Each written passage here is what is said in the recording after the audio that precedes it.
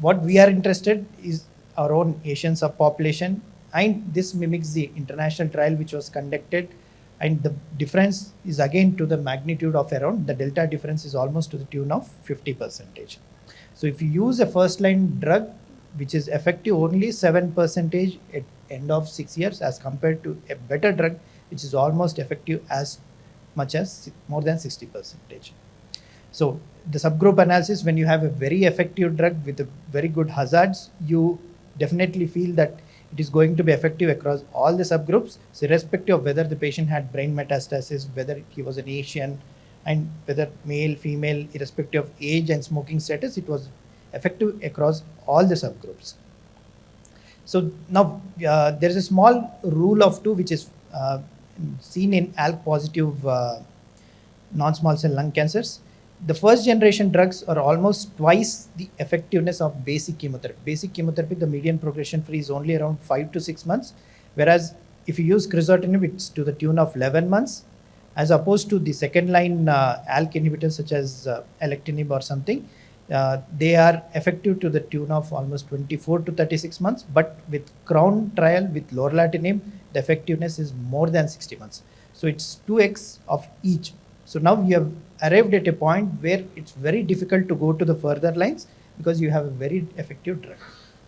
Now, even there is a gross debate that the overall survival does not differ between alectinib and crizotinib.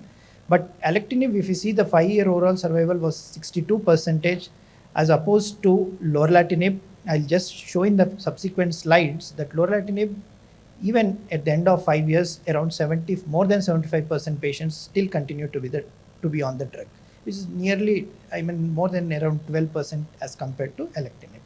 So this is what I was just talking about, the 5-year OS, which has not reached it has not reached a median yet, but if you take the percentage, almost 76% still continue to be on this particular drug, and they are alive at end of 5 years. As compared to alectinib in the ALEX trial, it was only 62.5%. So yes, definitely you cannot compare one drug to another, but cross-trial comparison, you see that this Lorlatinib seems to be slightly more effective as compared to alectinib. So even the time to intracranial progression. So whenever you start these patients on crizotinib or for example ceritinib, most of them tend to fail via the presence of CNS metastasis. Now we've used Lorlatinib as opposed to crizotinib. A patient who is on Lorlatinib continues to be in remission. The time to intracranial progression, it decreases to the magnitude of 70% as opposed to crizotinib. So this is a brief summary of different efficacy and whatever the PFS data we have had.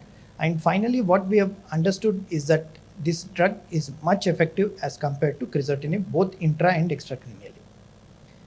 And this is a subgroup irrespective. TP53 is a molecule which predicts poor response to most of the TKS, especially if you have EGFR osimertinib. We see that if the patient has TP53, they tend to respond lesser to the osimertinib. But in this particular, with this particular drug, even the presence of TP53, it shows a very good efficacy. Yes, it is slightly lower as compared to absence of TP53, but still it's a good drug. At least 50% of these patients, irrespective of the presence of TP53, they tend to do better. Now, what we have a very effective drug. Now, is it safe? Is it safe for our patients? Can our patients tolerate it? This is what we are more interested. See, adverse events leading to dose reduction was almost seen in 23% of the patients. Permanent discontinuation was seen in only 10% of the patients. So 9 patients out of every 10 could still continue their drug without major adverse events. What are the adverse events that we see? This is again a cross-trial comparison of the various ALK TKs that we have, and grade 3, grade 4 side effects, if you compare, it's almost uniform across all of these different molecules. It's only that the adverse events differ between various, it's different in if you use crizotinib, it's different if you use alectinib or a Lorlatinib.